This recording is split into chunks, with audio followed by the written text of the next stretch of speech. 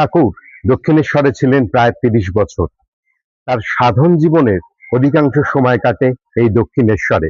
দক্ষিণেশ্বর থেকে চলে যাওয়ার পরেও লক্ষ লক্ষ ভক্ত আজও বিশ্বাস করেন ঠাকুর এই দক্ষিণেশ্বরে প্রতি মুহূর্তে বিরাজ করেন। ২০২৬ সালে এই দক্ষিণেশ্বরে বেলুড় মঠ কর্তৃপক্ষ একটি অপূর্ব সুন্দর রামকৃষ্ণ মঠের প্রতিষ্ঠা করেন। আজকে আপনাদের সেই মঠ দর্শনে নিয়ে যাব। এই মঠ দর্শনের কি সময় রয়েছে, এই মঠে আপনারা কি দর্শন করবেন, এখানে দুপুরের প্রসাদের ব্যবস্থা হয়েছে কিনা, এই সমস্ত বিস্তারিত তথ্য তুলে ধরবো আজকের ভিডিওতে। যারা প্রথমবার ভ্রমণামিতের চ্যানেলে এই ভিডিও দেখছেন তাদের উদ্দেশ্যে বলছি, ভিডিওটি ভালো লাগলে লাইক, শেয়ার, কমেন্টের পাশাপাশি অবশ্যই সাবস্ক্রাইব করতে ভুলবেন না। আর যারা ইতিমধ্যে চ্যানেলটি সাবস্ক্রাইব করেছেন তাদের অনেক ধন্যবাদ ও কৃতজ্ঞতা জানিয়ে আজকের ভিডিও শুরু করব। আর প্রথমেই আপনাদের জানিয়ে দেব আপনারা আজকের গন্তব্যে পৌঁছবেন কিভাবে।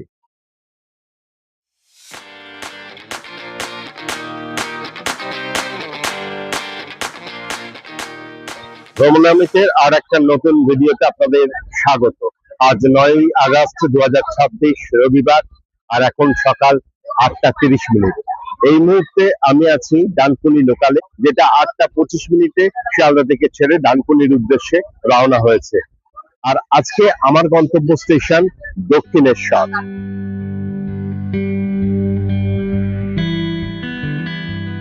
এখন সকাল ৮টা ৫০। এই মুহূর্তে আমি পৌঁছে গেলাম দক্ষিণেশ্বর স্টেশনে। শিয়ালদাহ থেকে দক্ষিণেশ্বর পর্যন্ত ভাড়া লাগে ৫ টাকা এবং সময় লাগে আনুমানিক ৩০ মিনিট। আর আজকের গন্তব্যে যাওয়ার জন্য দক্ষিণেশ্বর স্টেশন থেকে ঠিক কিভাবে যাব আপনাদের অবশ্যই জানাবো। আমরা দক্ষিণেশ্বর স্টেশনে পৌঁছেছি ১ নম্বর প্ল্যাটফর্মে। আর আজকের গন্তব্যে যাওয়ার জন্য আমরা চলে এলাম ২ নম্বর প্ল্যাটফর্মে। এই ২ নম্বর প্ল্যাটফর্ম থেকে এখন ডানকুনির দিকে মুখ করে আমরা একটু এগিয়ে যাব। এগিয়ে গেলেই এই দক্ষিণেশ্বর লেখা বোর্ডটা আপনারা দেখতে পাবেন, যার নিচ দিয়ে একটি রাস্তা রয়েছে বাইরে বেরোনোর। হাঁটতে হাঁটতে আপনাদের জানিয়ে দিই, এই রেলপথ ছাড়াও মেট্রো করে আপনারা পৌঁছতে পারেন আজকের গন্তব্যে। এটি হচ্ছে দক্ষিণেশ্বর মেট্রো স্টেশন। এছাড়া যারা বাই রোডে আসবেন তারা ডানলপ হয়ে বেলঘরিয়া এক্সপ্রেস ওয়ে দিয়ে খুব সহজেই পৌঁছতে পারেন আজকের গন্তব্যে, অর্থাৎ দক্ষিণেশ্বরে। দক্ষিণেশ্বর রেলওয়ে স্টেশনের কাছ থেকে টোটো বা অটো করে আপনারা পৌঁছতে পারেন আজকের গন্তব্যে। আজকে কিন্তু সরাসরি আমাদের গন্তব্যে পৌঁছবো না, পৌঁছানোর আগে আমরা দক্ষিণেশ্বরের মন্দির হয়ে যাব। তার একটা বিশেষ কারণ আছে, সেই কারণটি আমি আপনাদের দক্ষিণেশ্বরের মন্দিরের সামনে গিয়েই বলবো। আমি এখন চলে এসেছি দক্ষিণেশ্বর স্কাই ওয়াকে। এই স্কাই ওয়াক দিয়ে আমি এখন দক্ষিণেশ্বরের মন্দির পর্যন্ত পৌঁছবো।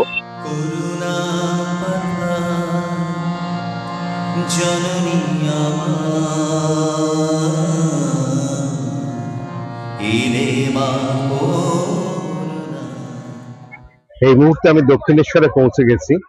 আর আপনাদের একটু আগে বলেছিলাম যে আমি কেন দক্ষিণেশ্বর থেকে আজকের গন্তব্যে যাব। কারণ আজকের গন্তব্যে পৌঁছানোর জন্য আমাদের একটি অধ্যায় অতিক্রম করতে হবে। সেটি হচ্ছে এই দক্ষিণেশ্বরের মা ভবতারিণী মন্দির। আজ থেকে ১৭১ বছর আগে ৩১শে মে ১৮৫৫ সালে গঙ্গার পূর্ব তীরে রানী রাসমণি দক্ষিণেশ্বরের মা ভবতারিণী মন্দিরের প্রতিষ্ঠা করেন।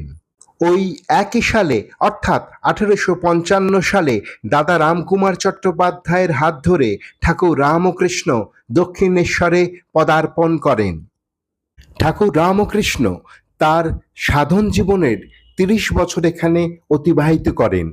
১৮৮৫ সালের অক্টোবর মাসে দক্ষিণেশ্বরের লীলা শেষ করে শ্যামপুকুর বাটির উদ্দেশ্যে রওনা হন। কেন দক্ষিণেশ্বর দর্শন করে তারপর আমরা আজকের গন্তব্যে যাব সেটি আপনাদের বলার চেষ্টা করলাম।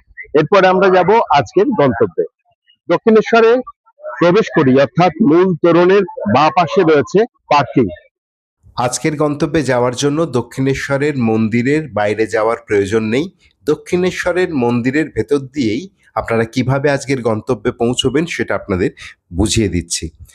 প্রথমে আমি আপনাদের দেখালাম পার্কিং জোন, অর্থাৎ যেখানে গাড়িগুলো এসে পার্ক করে। আর গাড়িগুলি পার্ক করার পর যখন গাড়িগুলি বেরিয়ে যায়, এখন সেই রাস্তায় আমি রয়েছি। আপনারা সামনে দিয়ে দেখতে পাচ্ছেন প্রচুর গাড়ি বেরিয়ে যাচ্ছে। আর আপনাদের দেখিয়ে দিই, এটি হচ্ছে exit gate number 3। Exit gate number 3টি একেবারে বিবেকানন্দের স্ট্যাচুর ঠিক পিছন দিকে অবস্থিত। আর এই রাস্তা ধরে কিছুটা এগিয়ে গেলেই আপনারা একটি তোরণ দেখতে পাবেন, বা এটিকে পার্কিংয়ের এক্সিট গেটও বলা হয়। এই তোরণদ্বার পেরোলেই আমরা পৌঁছে যাব আজকের গন্তব্যে। এই মুহূর্তে আমি বেরিয়ে এলাম দক্ষিণেশ্বর মন্দির কম্পাউন্ড থেকে। তোরণ পেরিয়েই ডান দিকে চোখে পড়ল আজকের গন্তব্যস্থল, অর্থাৎ দক্ষিণেশ্বর রামকৃষ্ণ মঠ। অন্তর্জাল থেকে জানা যায় জনৈক চণ্ডীদাস নামক এক ভক্ত তার একটি দোতলা বাড়ি বেলুর মঠকে দান করেন, যে বাড়ির ঠিকানা ছিল 22 নম্বর তারকনাথ বিশ্বাস রোড। বর্তমানে যা দক্ষিণেশ্বর রামকৃষ্ণ মঠ নামেই পরিচিত।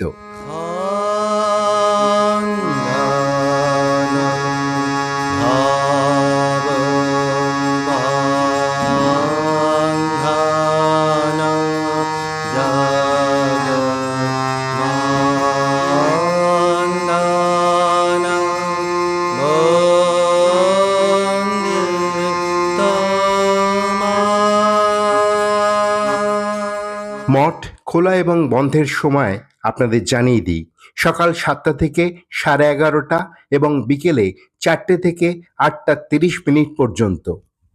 আমি মন্দিরের ভেতরে প্রবেশ করে গেছি। আর মন্দিরের ভেতরে প্রবেশ করার পরই আপনাদের জুতো খোলার জায়গাটা একটু দেখিয়ে দিই। এটি হচ্ছে মেন গেট। এই মেন গেট থেকে এখন আমরা ভেতরে প্রবেশ করলাম। মেন গেট থেকে প্রবেশ করার পর ঠিক তার উল্টো দিকে বাঁধানো রাস্তা ধরে এগিয়ে এলাম একটি জায়গায় যেখানে রয়েছে জুতো খোলার ব্যবস্থা। এই বাঁ দিকে রয়েছে সাধুদের জুতো রাখার জায়গা এবং টয়লেট, আর ডান দিকে রয়েছে ভক্ত সাধারণ বা দর্শনার্থীদের জন্য জুতো রাখার জায়গা। জুতো খুলে প্রথমেই চলে এলাম সাধু নিবাসের সামনে, অর্থাৎ এই মঠের যে সমস্ত সাধু সেবার কাজে নিয়োজিত আছেন তাদের থাকার জন্য এই সাধু নিবাস। সাধু নিবাস এবং মূল মন্দিরের মাঝে রয়েছে একটি অপূর্ব সুন্দর প্রাঙ্গণ। আর এই প্রাঙ্গণের এক প্রান্তে দাঁড়িয়ে সম্পূর্ণ মন্দিরটি অপূর্ব সুন্দর লাগে। আপনারা দেখতে পাচ্ছেন এখানে বেশ কিছু গাছও রয়েছে। সেই সমস্ত গাছ পরবর্তীকালে আরও হয়তো এই মন্দিরের সৌন্দর্য বাড়াতে সাহায্য করবে। দক্ষিণেশ্বর রামকৃষ্ণ মঠ 16ই জুলাই 2026 উদ্ঘাটিত হয়। শ্রীরামকৃষ্ণ মন্দিরের স্থাপত্য মূলত বেলুর মঠের বিশ্ব মন্দিরের স্থাপত্য শৈলীর অনুসরণে নির্মিত। মন্দিরের মূল চূড়া ভারতীয় সনাতন মন্দির শৈলীর রূপ এবং প্রবেশদ্বার ও খিলানগুলিতে রাজপুত ও মুঘল স্থাপত্যের ছোঁয়া আছে। মন্দিরটির নির্মাণ টেকসই ও খোদাই কাজের সুবিধার জন্য বিশেষ ধরনের বেলে পাথর এবং আধুনিক কংক্রিটের ব্যবহার করা হয়েছে। যেহেতু এটি ঐতিহ্যবাহী দক্ষিণেশ্বর ভবতারিণী মন্দিরের ঠিক পাশেই অবস্থিত, তাই এর উচ্চতা ও পরিমাণ এমনভাবে পরিমাপ করা হয়েছে যাতে পাশের ঐতিহ্যবাহী নবরত্ন স্থাপত্যের সৌন্দর্যের ব্যাঘাত না ঘটে, বরং আধ্যাত্মিক পরিবেশের শ্রীবৃদ্ধি ঘটে। দ্বিতল এই মন্দির গৃহের দ্বিতীয় তলে মন্দিরের মূল গর্ভগৃহ। গর্ভগৃহে শ্রীরামকৃষ্ণের শ্বেতপাথরের সৌম্য মূর্তি আছে। গর্ভগৃহের ঠিক সামনেই প্রশস্ত নাট মন্দির বা প্রার্থনা হল, যেখানে বসে ভক্তবৃন্দ পরমহংসদেবের দর্শন করতে পারেন। আপনাদের মন্দিরটি বাইরে থেকে দেখালাম, কারণ ভেতরে এই মুহূর্তে যাওয়া যাবে না, অনুমতি পাইনি। তো আপনারা নিজেরা এসে এই মন্দিরের ভিতর দর্শন করবেন। এটা হচ্ছে মন্দিরে ঢোকার বা প্রবেশের রাস্তা। আপনারা দেখুন এখানে একটা র্যাম্প তৈরি করা আছে। এই র্যাম্প দিয়ে মন্দিরের ভেতরে প্রবেশ করতে হয়। আপনাদের ভালো করে দেখিয়ে দিই, এটি একটি প্রাচীন গাছ যেটি অক্ষত রেখে এই মন্দির নির্মাণ করা হয়েছে। এই গাছের ঠিক উল্টো দিকেই এই যে র্যাম্প রয়েছে, এই র্যাম্প ধরে আপনারা প্রবেশ করতে পারেন মূল মন্দিরে। আপনাদের ভোগ প্রসাদের বিষয়টা জানিয়ে দিই। এখানে আমি মহারাজদের জিজ্ঞাসা করেছিলাম যে এখানে দুপুরের প্রসাদের ব্যবস্থা হয়েছে কিনা। তো যেটুকু জানতে পারলাম যে এখানে এখনো পর্যন্ত কিন্তু প্রসাদের কোনো ব্যবস্থা হয়নি। ওনাদের ভাষায় মা এখনো অনুমতি দেননি বা মা চাইলেই হবে, এমনটি বললেন। তো আশা করি অদূর ভবিষ্যতে এখানে দুপুরের প্রসাদ আপনারা পাবেন। তবে অপূর্ব সুন্দর একটি মন্দির, সেটি আপনারা দর্শন করতে আসতেই পারেন। আর যারা দুপুরের প্রসাদের কথা ভাবছেন তারা দক্ষিণেশ্বরের মন্দিরে প্রসাদ গ্রহণ করতে পারেন, সে অপশন তো রয়েছেই।